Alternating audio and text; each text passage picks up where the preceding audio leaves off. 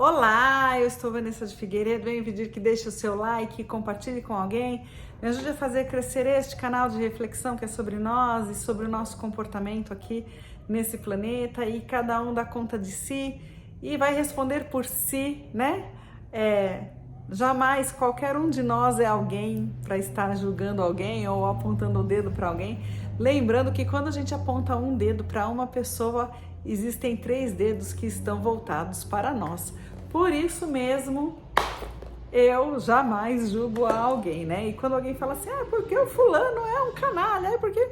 Eu falo, olha, fale por você, não me coloca nesse meio, que eu acho que cada um tá agindo no seu melhor, no que dá conta de fazer, né?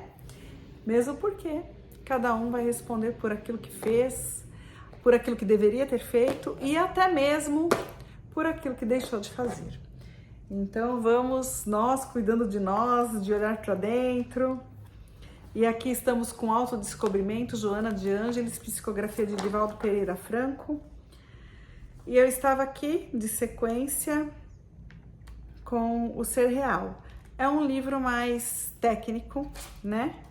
E eu parei aqui, ó. A conscientização do ser leva-o a um conhecimento profundo das possibilidades criativas e realizadoras que trabalham pelo seu e pelo bem da sociedade onde se encontra. O tropismo da divina luz atrai a criatura, que às vezes se esconde nas sombras da inconsciência, ignorância de si, permanecendo nas faixas inferiores da evolução. No entanto, a força do progresso é a lei da vida. E assim, pelo desgaste que produz sofrimento, surge o despertar. Então, a atração poderosa da plenitude arrasta o ser humano na direção de sua destinação fatal, a perfeição. Procrastinar o fenômeno da conscientização tem limite, porque na sua complexidade, a energia que é vida constitui-se do psiquismo divino, e hoje ou mais tarde liberta-se das injunções grosseiras que a limitam momentaneamente, sutilizando-se em ondas de amor que se espairão no oceano do amor de Deus. Então vamos de sequência aqui com interação espírito-matéria. O ser humano é um conjunto harmônico de energias, constituído de espírito e matéria, mente e perispírito, emoção e corpo físico, que interagem em fluxo contínuo uns sobre os outros. Qualquer ocorrência em um deles reflete o seu correspondente, gerando, quando for uma ação perturbadora, distúrbios que se transformam em doenças e que, para serem retificados, exigem renovação e reequilíbrio do fulcro onde se originaram. Desse modo, são muitos os efeitos perniciosos no corpo causados pelos pensamentos em desalinho, pelas emoções desgovernadas, pela mente pessimista e inquieta na aparelhagem celular. Então, o pensamento, né, como está lá a nossa autora, né, querida Sueli Caldas Schubert, em Os Poderes da Mente, ela foi uma grande estudiosa e da parte científica, porque se você pega a bibliografia, os estudos dela, nossa, né? Então, assim, o que ela nos ensina? O poder do pensamento. Então, o que eu vou atrair para mim é conforme o meu pensar. Se eu estou pensando em enganar, eu vou atrair irmãos enganadores. Se eu estou pensando em edificar, em fazer o bem pelo bem, sem olhar a quem, eu vou atrair esses irmãos que querem fazer o bem pelo bem, sem olhar a quem. Se eu estou pensando em qualquer desvio de conduta moral, ou em sublimação, elevação, é exatamente o que vamos atrair. Então, a gente atrai de acordo com o que pensamos. Por isso que Jesus nos ensina o orai e vigiai. E eu ainda coloco um a mais, né? Orai, vigiai e rapai, sabe? Rapa fora. Porque se você tá num ambiente de discórdia, de briga, de que aquilo não vai te elevar, né?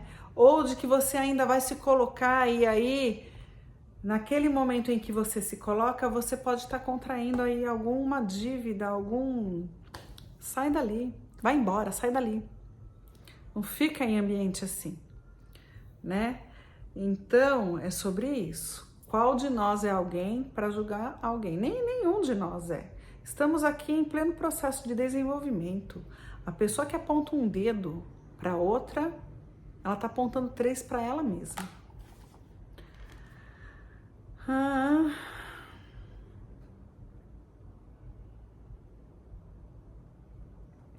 Determinadas emoções fortes, como o medo, cólera, agressividade, ciúme, provocam uma alta descarga de adrenalina na corrente sanguínea graças às glândulas suprarrenais. Por sua vez, essa ação emocional, reagindo no físico, nele produz aumento da taxa de açúcar, mais forte contração muscular, face à volumosa irrigação do sangue e a sua capacidade de coagulação mais rápida. A repetição do fenômeno provoca várias doenças como a diabetes, a artrite, a hipertensão. Assim, cada enfermidade física traz um componente psíquico, emocional ou espiritual correspondente, em razão da desarmonia entre espírito e matéria.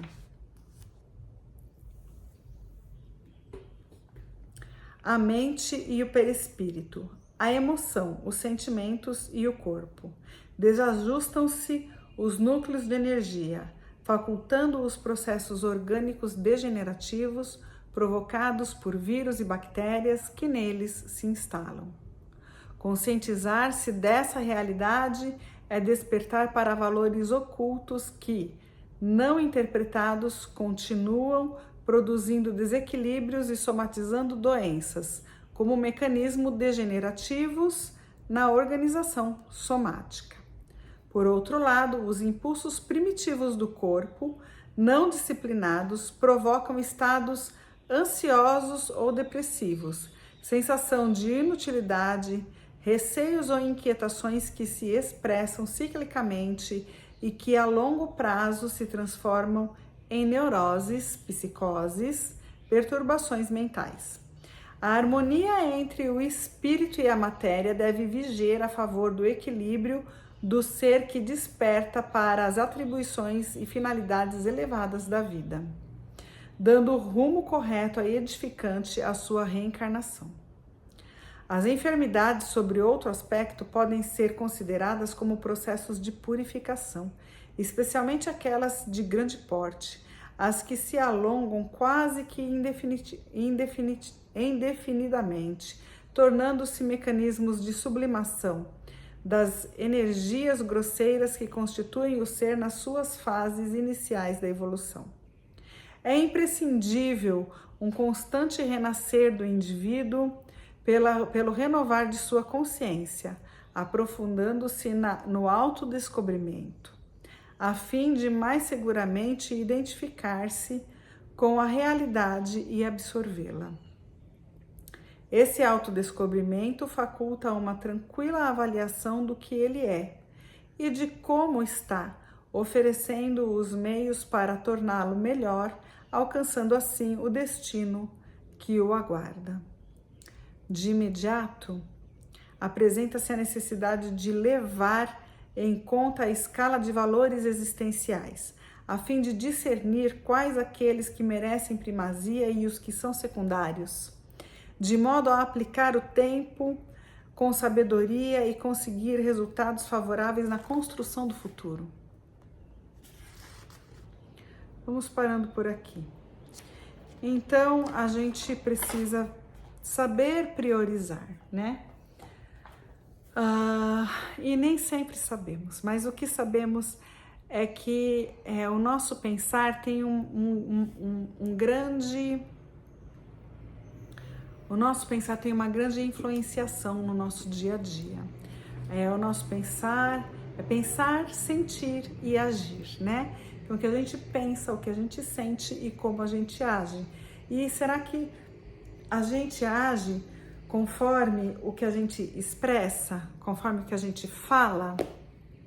Né? É sobre isso, né? Porque a gente pode enganar a muitos, mas a gente não pode enganar a própria consciência, né? É sobre isso. E o livro aqui ele diz, ele nos ensina que é preciso olhar para nós e para nossas inferioridades e buscar a sublimação, né? No que estamos ligados? Na cólera, no ciúme, né? Num ciúme desenfreado, é tudo isso que vamos atrair, né? E esses sentimentos, eles se transformam em doenças. Então, o que eu quero para o meu corpo físico? Quando a doença chega no corpo físico é porque ela já passou pelo corpo astral, pelo corpo emocional. Então é preciso mudança de postura e de conduta para que possamos ir nos melhorando pouco a pouco. Lembrando que todos nós aqui que estamos no planeta Terra, um planeta de provas e expiações, estamos para regenerarmos-nos, né? Não existe aquele que é melhor ou pior. Existe o processo de regeneração de cada indivíduo,